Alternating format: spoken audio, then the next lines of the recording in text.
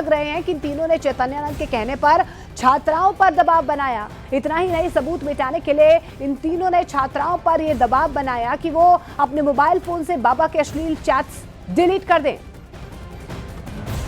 तो इस पूरे मामले को लेकर लगातार अलग अलग खुलासे हो रहे हैं। पुलिस के सामने इन महिलाओं ने कबूल भी किया है कि किस तरीके से वो इन लड़कियों पर, छात्राओं पर बाबा के कहने पर दबाव बनाती थी, प्रलोभन देती थी, और यही वजह है कि अब इन तीनों की गिरफ्तारी हो चुकी है।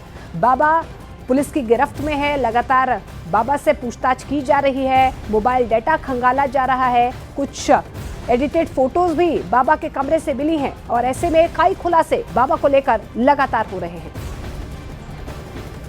तो यौन शोषण के आरोपी बाबा चैतन्यानंद के केस में पुलिस की तरफ से इसे एक बहुत बड़ी कामयाबी माना जा रहा है, क्योंकि 3 महिला सहयोगियों को पुलिस ने फिलहाल गिरफ्तार कर लिया है। इस बीच बाबा की तरफ से एक बयान भी कहीं ना कहीं सामने आया। उन्होंने कहा है कि उन्हें कोई भी पछतावा नहीं है, उन्होंने जो कुछ भी किया है अपने किए पर उन्हें कोई पछतावा नहीं है। इसकी गिरफ्त में आई बाबा की 3 सहयोगियों में एक संस्थान की एसोसिएट डीन थी, एक एग्जीक्यूटिव डायरेक्टर और एक सीनियर फैकल्टी।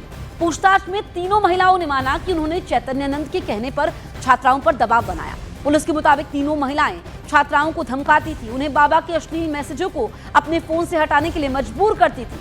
पुलिस की जांच में यह भी सामने आया कि उत्तराखंड के अल्मोड़ा में एक गेस्ट हाउस में चैतन्यानंद महिला छात्रों के साथ रुका था। वहां के स्थानीय लोगों ने भी इस बात की पुष्टि की है। पुलिस को चैतन्यानंद के फोन से डिजिटल सबूत मिले हैं। इनमें वो एक व्हाट्सएप ग्रुप में छात्राओं की फोटो पर आपत्तिजनक कमेंट कर रहा है।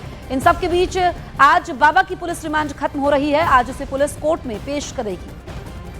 तो देखिए कि बाबा को लेकर रोज नए खुलासे हो रहे हैं, और जो चैतन्यानंद पर 4 बड़े आरोप है वो भी हम आप तक पहुंचा रहे हैं। और इस बीच जो लेडी ब्रिगेड है, एक एक करके उनकी भी गिरफ्तारियां हो रही है। और जो इस वक्त अपडेट हम आप तक पहुंचा रहे हैं कि जो 3 सहयोगी उनकी गिरफ्तार हुई है, उसमें एक संस्थान की एसोसिएट डीन थी, एक एग्जीक्यूटिव डायरेक्टर और एक सीनियर फैकल्टी। यानी कि आप समझिए कि इन लोगों की मदद से बाबा ये सब कर पाता था।